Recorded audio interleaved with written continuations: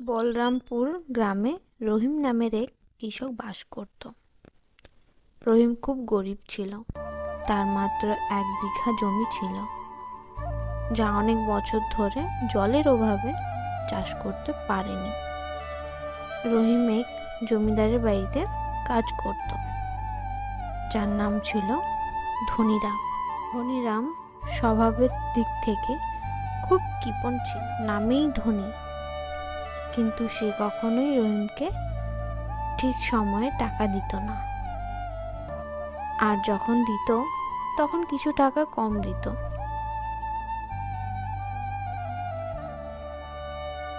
একদিনের ঘটনা। কি রহিম ভাই, এখনো আজ কাজে যাওনি? চুপচাপ বসে আছো যে, আজ কাজ করতে যাবে নাকি? জমিদারের বাড়িতে তো যেতেই হবে ভাই, না গেলে খাবো কি? ওই একটাই তো উপায় মাত্র, যা দিয়ে আমার সংসার চলে। আর একটা কথা বলি রহিম ভাই, জমিদারের সঙ্গে কথা বলে নিজের জমিতে জলের ব্যবস্থা করো, যাতে জমিতে একটু সবুজ আসে। আর কতদিন জমিটাকে এভাবে রাখবে? আরে ভাই, আমিও জমি ফেলে রাখতে চাই না, কিন্তু ওই জমিদার খুব কৃপণ। হ্যাঁ রহিম ভাই, কৃপণ তো বটেই। এই বড় লোকরা আমাদের মতো গরিবদের কথা শোনে কই? ছেড়ে দাও আমার কথা, এবার বলো তুমি কোথায় যাচ্ছ? আমি শহরে যাচ্ছি ভাই, আমার ভাইয়ের কাছে। সেখান থেকে কোনো ফ্যাক্টরিতে কাজ করব। সেখান থেকে যা টাকা পাবো তা দিয়ে সংসার চালাবো। এছাড়া আর তো করার কিছু উপায় নেই। গ্রামের যা অবস্থা দেখছি। অনেকক্ষণ কথা বলার পরে রহিম জমিদারের বাড়িতে কাজ করতে গেল। এভাবেই কয়েক বছর কেটে গেল। একদিন রহিম তার জমিগুলোকে দূর থেকে দেখছিল।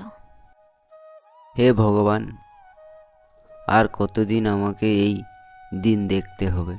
একদিন রহিম জমিদারের বাড়ি থেকে কাজ করে ফিরছিল। ফেরার পথে রহিমের সঙ্গে বীরজুর দেখা হয়। বীরজু ঠাট্টা করে বলল, কি রহিম, শুকনো জমিতে সবুজ হয়ে গেছে, তাই এত খুশি হয়ে যাচ্ছ?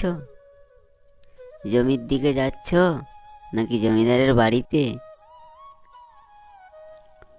না ভাই, আমি তো কখনো গাছের নিচে বসিনি।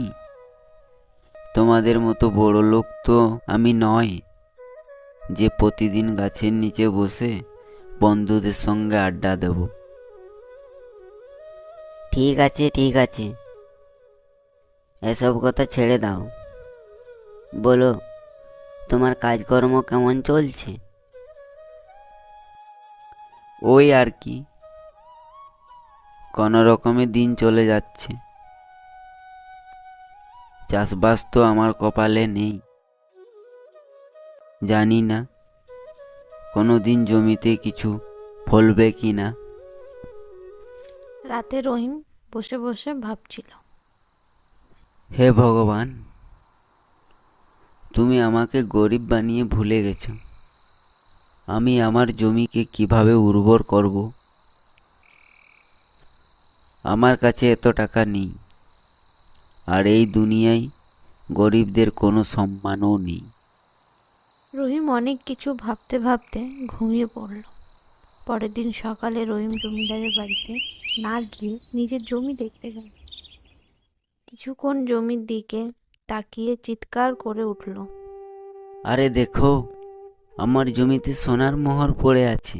রহিমের কথা শুনে গ্রামের লোকজন সেখানে এসে জড়ো হলো।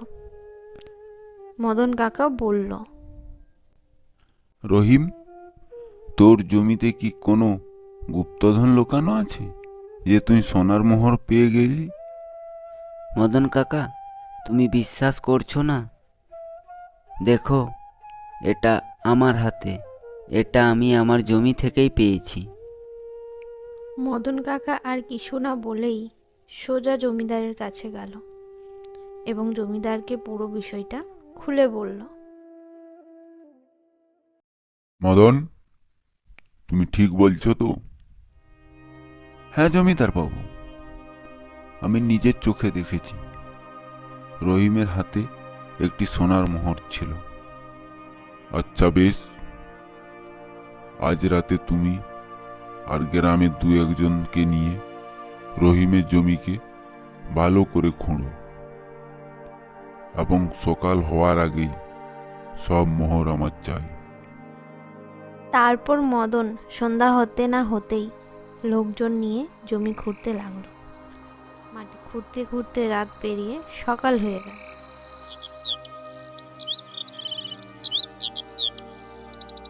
কিন্তু জমিতে কিছুই পাওয়া গেল না, শুধু মাটি আর মাটি। মদন কাকা রেগে গিয়ে বলল, রহিম কি তাহলে আমায় মিথ্যা বলেছে? তার জমিতে কিছুই নেই তো? রহিম সকাল সকাল এসে জমির দিকে তাকিয়ে খুব খুশি হয়। মদন কাকা রহিমের কাছে এসে বলল, কি রহিম, আমাকে মিথ্যা কথা কেন বললি যে তোর জমিতে সোনার মোহর আছে? কাকা, তোমাদের কিভাবে বলি যে আমার জমিতে সোনার মোহর নেই? আমি তো তোমাদের দিয়ে আমার জমি খোঁড়ানোর জন্যই এটা বলেছিলাম।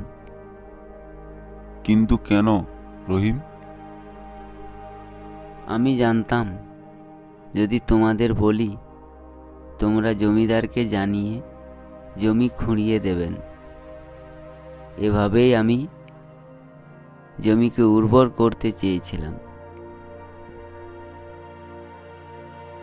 মদন ও রহিমের কথাবার্তা হতে হতেই পুরো আকাশ মেঘে ঢেকে গেল আর বৃষ্টি নামল।